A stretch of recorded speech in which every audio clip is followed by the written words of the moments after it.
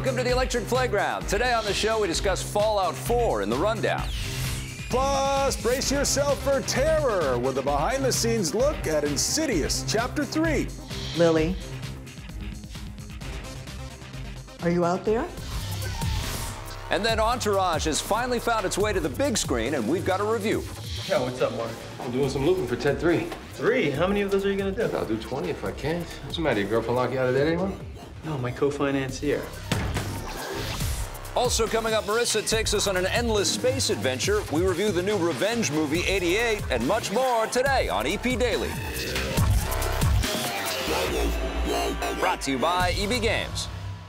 I'm your host, Victor Lucas, bringing you the latest in everything cool every single day. I don't want to set the world on fire, but I do want to bring you the rundown.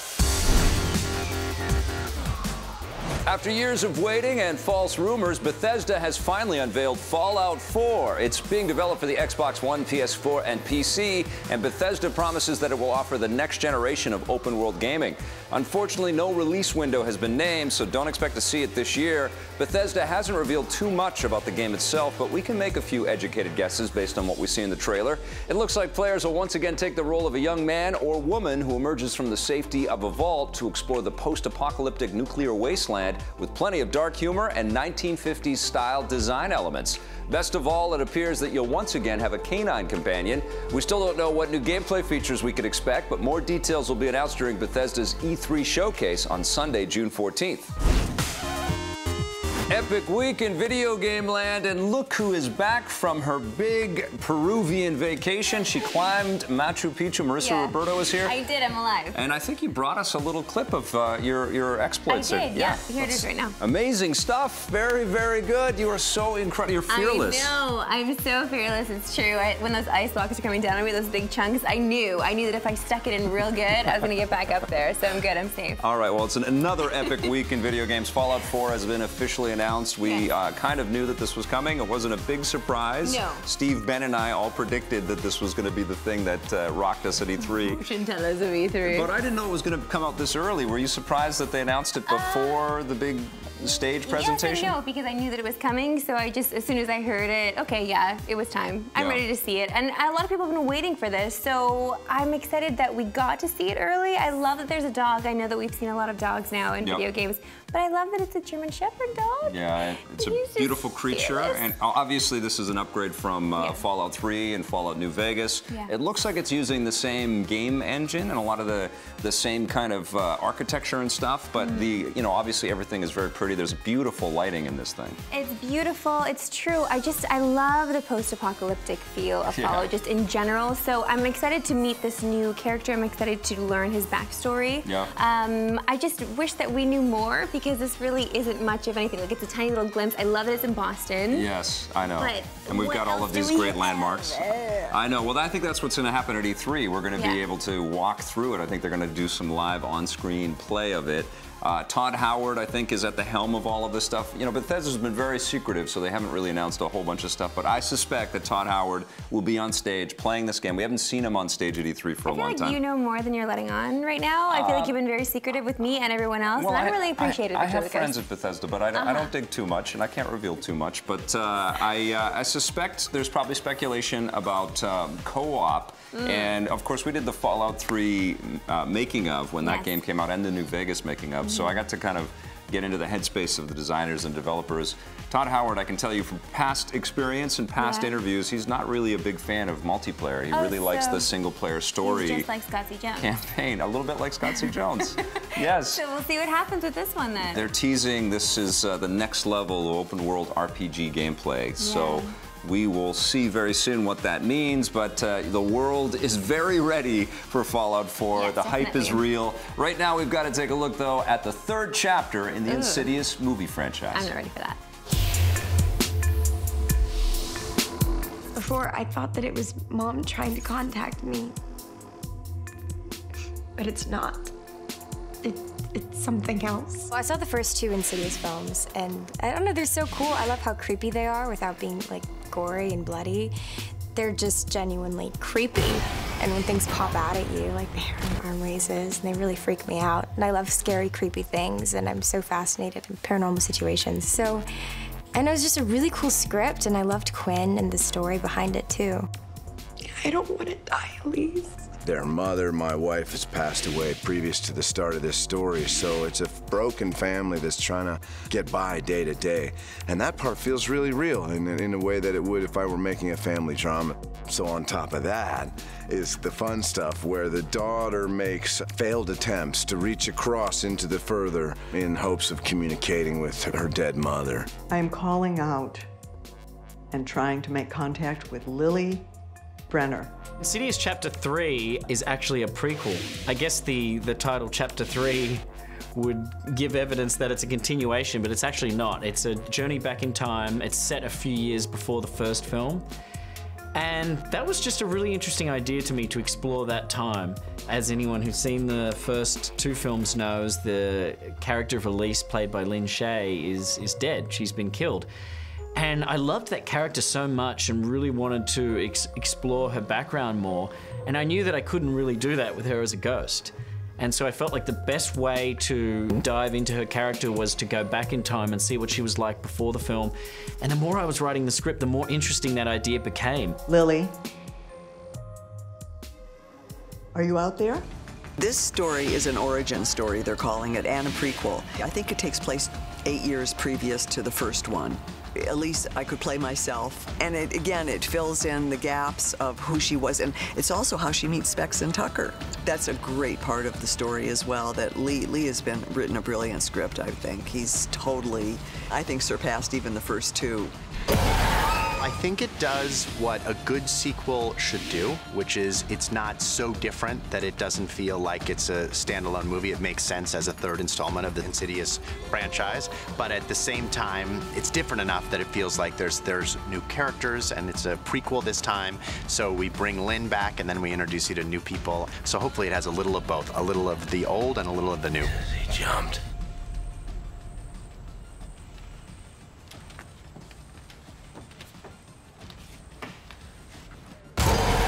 So much of what set the Insidious movies apart from other horror films is it's very atmosphere-centric. It's all about creating the right tone, the right creepiness of it, and having this world that we've created, the further it hang over our real world. It really lets us the ability to try things that a more reality-based horror might not be able to try. So we could do things that are a bit more surreal. It's like a nightmare, but unlike the Nightmare on Elm Street movies, you don't have to be asleep to be experiencing the demonic entity that are encroaching into your world.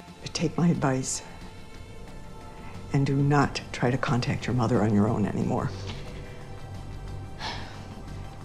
You have to be very careful. If you call out to one of the dead, all of them can hear you. Got a little safety tip for you right here. The secret to surviving a scary horror movie like that in the theater is your Batman nightlight. So okay. No problem. Mental note, Victor Lucas. Thanks for that. Listen, don't go anywhere, because Vic and I watched 88, and we've got the review after this. I ain't gonna blow smoke up your ass. You're in a load of trouble.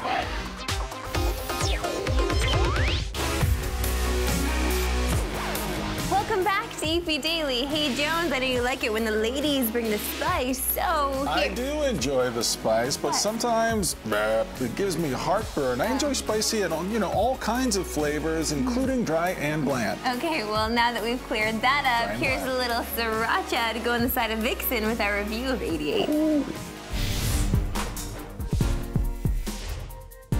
Name, miss? Flamingo. Just give me room 88. Canadian actress and Scream queen Catherine Isabelle is in another one. This is called 88. Now, she was in American Mary. Okay. We talked about it on the show before. I don't like horror movies. This is not a horror movie. This is a thriller. Yep. And she plays a lady that's a little bit out of her mind because she goes through a traumatic experience. And so she forgets large portions of her life, or a large section of her life. And that's what we're doing here. We're watching her piece together. I ain't gonna blow smoke up your ass. You're in a load of trouble. They could have called this 88 flashbacks, because it's a flashback every 5 or 6 minutes. It's flashback on flashback on flashback. And flashbacks are done in this artistic style. It's a choice that kind of shows you that it's a memory and it's flickering and there's lights hitting everything. I didn't mind that too much, but you could certainly feel everybody was trying to turn this into some gritty Tarantino-esque kind of thriller.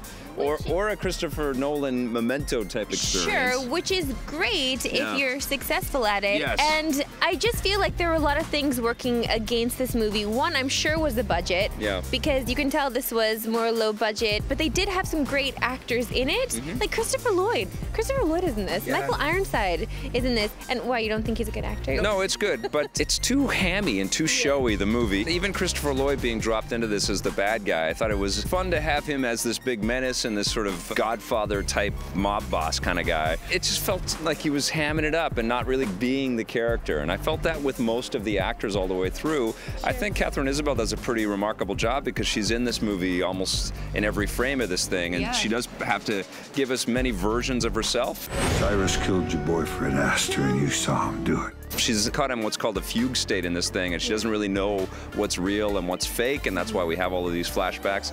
And then she runs into this cavalcade of crazy characters that feel kind of sketched, you know, not really honed or polished. No, you would never really meet these people in your everyday. And I was trying to decide if it didn't feel real to me because I've seen so many movies like this where there's, you know, bad guys and things go down and people are getting shot, and but the budgets were so great that maybe that's what made the movie. But I do feel like you have to believe the characters as well. You have to believe the menace of it all, You right? have to believe the menace, and it was tough to believe it only because I absolutely loved Katharine Isabelle. I thought she was fantastic. She's a fantastic actress, but I feel like she was pulling all of this through. Like, she's the reason that I kept watching because I was believing her performance. It does look like they had a lot of fun putting this together. There was a lot of things that they were trying to do in this movie. Was it successful? No, but I did see it all the way through to the end, and I was rooting for the protagonist, which is, you know, what you want out of a movie. It just wasn't very exciting. Yeah, it's missing things. It's tough to talk about this movie because I don't hate it. I thought it was entertaining. It's a perfunctory thriller. It felt like a Canadian production. It did feel a little Canadian, yeah. Okay, there was even a guy from Corner Gas, I think, in there too. I think things can feel Canadian when they're trying to be American. Yes. What are you going to give 88? I get the 6. Yeah, it gets a 4.5 from me. Oh! Ah, Soul Spice. Okay, I think Scott's going to need an antacid, but he'll be well enough to offer you a review of the new Entourage movie after this. I hear you got something for me. Something big. My first movie is Studio Head, and boom, I want you to star in it.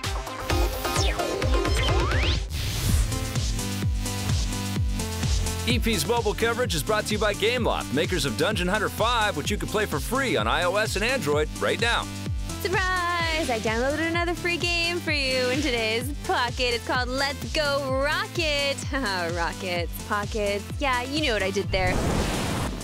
Anyway, in this game, you jump into a rocket. Actually, a little alien jumps into a rocket. And what you do is you press it. And as soon as you press it, the rocket ship takes off. And what you need to do is avoid all of the flying rocks, the flying platforms that are procedurally generated in each level. So every time you die, it's something new, which I love. I love that this game is keeping me on my toes. And it really does, because I die immediately almost every single time. What you want to do is keep beating your high score. There are a lot of achievements here as well. I'm not sure if you're supposed to be picking up aliens on platforms along the way because I have yet to snag one, but one day I will, and there will be a lot of aliens in the rocket ship. You can change your rocket ships, but you need to pay for them, and that's where the freemium aspect comes in here. You need to collect gems, and the more gems you collect, the more rockets you can buy. What you're doing is traversing space here, so when you go to your menu, you can see all the little planets that you can get to. I one day hope to explore those planets, but I doubt I will ever get there. I love this pocket. I love that it's a rocket that we're flying. I love that it's easy to get into. I love the music here, too. It's very transy. I'm going to recommend this one, actually. It's a freemium that actually works. It is called Let's Go Rocket. It gets an 8 out of 10. Thanks, Barbar. Now it's time for 4 good-looking guys from Queens, New York to try their luck at becoming moguls in Hollywood. Will they meet sexy girls and make tequila and movies and episodes of Viking Quest? Entourage, the movie, is in theaters. Vic and I saw it. Here's our review. like it or not, the boys are back because HBO decreed that it was important to put Entourage on the big screen, so they gave him lots of money. And they made Scott dance because he's super happy about it. Well, that's how they walk. They walk that way down Sunset Boulevard, Hollywood Boulevard. Hey. I hear you got something for me. Something big. My first movie as studio head, and boom, I want you to star in it. I also want to direct. Entourage. This is basically a 90-minute episode, and the show was famous for all of its cameos, and they have juiced the hell out of the cameos for the movie, right? Like about every 14 seconds, you're going to see someone, and some of those cameos I recognize from social media and from film and television. Others, I just like, I don't know, everybody seems to be wooing about that, but I don't know who that person is. It's kind of funny, and there's some great little winks in there. Yeah, what's up, Mark? I'm doing some looping for Ted 3. 3? How many of those are you gonna do? I'll do 20 if I can. What's the matter? Your girlfriend lock you out of that anymore? No, my co-financier. I think that Kevin Dillon does another standout performance as Johnny Drama. He has the best lines in the movie. He's got the best laughs in the movie for sure. The things that he says are, without a doubt, extremely funny. You're going to enjoy seeing him again. It was nice to see him again, you know, and I really feel for him. Of all the 4 characters, he's the one who I have the most sympathy for because I also like Kevin Connolly, who's the tag-along producer that's really trying to be a businessman and trying to be a good person. Hey! There he is. Travis, thanks for making the time. No, thank you for coming to me. How are you? You're sitting in on this too? He gets kind of squired away in some really outlandish kind of circumstances in the movie. In there that you were attracted to? There's some beautiful women in this thing, and it's very exploitive, and there's lots of boobs bouncing around, and it is the boys' club. But I guess this is the answer to the Sex and the City movies, and this is definitely not as as if we needed one. And it's definitely not as bad. Remember we saw the Sex and the City 2 movie? That was terrible. You know, that's the weird thing because our camera guy Enzo, he doesn't like us to talk about him. But today he was asking if he should go see this movie, and I said, "Are you a fan?" He said, "Yes, of course I'm a fan." I said, "I think you'll have a good time, but it's a lot of effort to go to a movie these days. And if you're going to spend $12.50 or $18 or whatever it costs to go to a movie, I don't know. I don't have to pay for movies anymore. I don't know if this is worth paying to go see it. You're going to be able to see it on HBO or Netflix or some damn thing in like 3 weeks or 2 weeks. And it's not a movie you need to see on a big screen. There's nothing special here. No, and it's just kind of this sort of footnote at the end of a series that ended 3 years ago. Yeah, and we get to see, you know, a little bit more budget for sure. We get to see Vince kind of directing his feature debut. Haley Joel Osment has a big role in this thing. Yeah, he's the most interesting physically creature in the film. Yeah, I couldn't believe that. It's not the kid that we grew up with in there at all, right? He's very totally fat, different. Yeah, and he dresses like us. He's got a lot of plaid. He's got a huge beard. Well, he does sound like us. And he's got a bad attitude. He's got a bad attitude and a lot of money, and that makes him very dangerous in Hollywood. And there's a lot of crazy obsessions. There's the power struggle. Yeah, I think that Jeremy Piven does his. He's great. He is very solid, right? He does the same thing. I love watching him. But he's so damn dependable, and he's just like this raw nerve running around, freaking out and screaming, and he's so damn entertaining at doing that.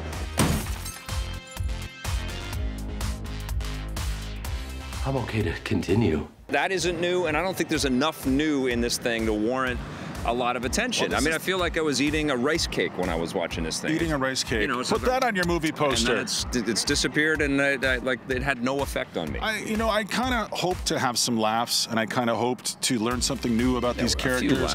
I had some laughs. They were pretty few and far between. Yes. I still have a lot of affection for these characters who probably have a lot of infections from sleeping with all the women they've slept with. Yes. That's a real thing out there, kids. Be careful. Use condoms. And they have their fun, and they do their fun things, and they drive their sexy cars, and they live in huge mansions, and they get to make crazy projects and talk to people who are sexy and smart. Yeah, and so there is no peril, there is no real drama, there is nothing no hardships. I mean, they just live this fantasy life. I mean, Ronda Rousey kicks Turtle around a little bit. How much time? 3 seconds.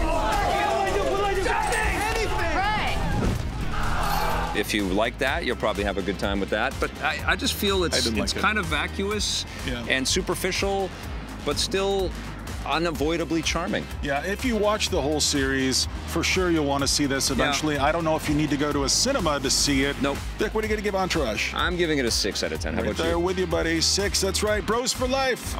Viking Quest. Bros.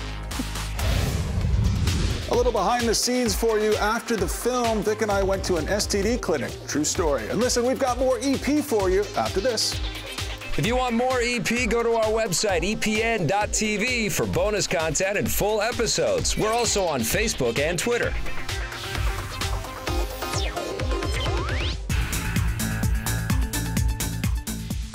Welcome back to EP Daily. We are going to forego the Twitter question of the day because we know your question would be to Marissa. How was your adventurous trip to Machu Picchu in Peru and South America? How did it go? Well, I met a lot of very cool and interesting people. I feel a lot closer to Nathan Drake and Lara Croft for sure. Did you see them up on the mountains? I didn't see them, no, but I did meet Indiana Jones. Oh. Well, I mean, it was someone that definitely wanted to be Indiana Jones. Not me. It wasn't you, not me. But he wore the Indy hat just like I knew you would. I would have done that, yes. I feel like you would have. There were no Inca idols to be found, though, on the trek, but I did learn a lot about the Incas, and it was just a really interesting experience. I would recommend it to really anyone, just knowing that... Without a heart condition. Without a heart condition, yeah, it was really tough. It was probably one of the hardest things that I've ever done, to be honest. I understand you are now married to an alpaca? I'm not married to an alpaca, no, but an alpaca did try to mount me. I ran away, though. He got distracted by some flowers. It's fine, it's fine. We separated. Hey, and where can people learn or look at some of the photos from your trip? You can check out my Instagram at mrob29. 28 must have been taken? It was right, taken. okay. All right, so make sure you check out those photos and check out some of the EP content we have for you all at epn.tv. We're coming for you in an upcoming episode of EP Daily, including a look at the new episodic game, Life is Strange. Thanks for watching. Bye. EP would like to thank its sponsors, Nintendo, Xbox. EP's mobile coverage is brought to you by Gameloft, makers of Dungeon Hunter 5, which you can play for free on iOS and Android right now. It was a great opportunity to have a game based on choice and consequences in this time of your life, when you're still a teenager, not completely an adult, and you have everything to create your future life.